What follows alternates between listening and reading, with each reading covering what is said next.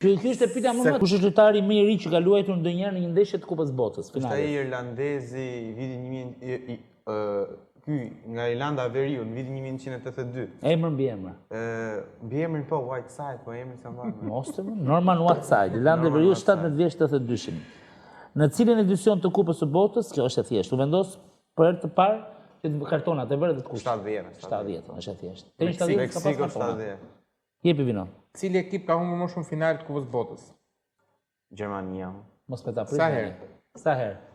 Si ti numëroj kështu 1 nga 1? 1 nga 1. Po, atëherë ka humbur finalen ka humbur finalen 82-shin. Po. Ka humbur finalen 86-ën. Po. Ka humbur finalen 2002-shin. Me kë ka humbur 82-shin? Italinë, tifoz Italisë 3-1 Paolo Rossi. 86-ën sa? 86-ën e ka humbur Argjentinën 3-2, që ktheu 2-2 ai. 3-2 për Argjentinën e ka bë gol Burruchaga. Po, tjetër, çka ka humbur? Ka humbur në 2002-shin me Ronaldo në Brazilit 2-0.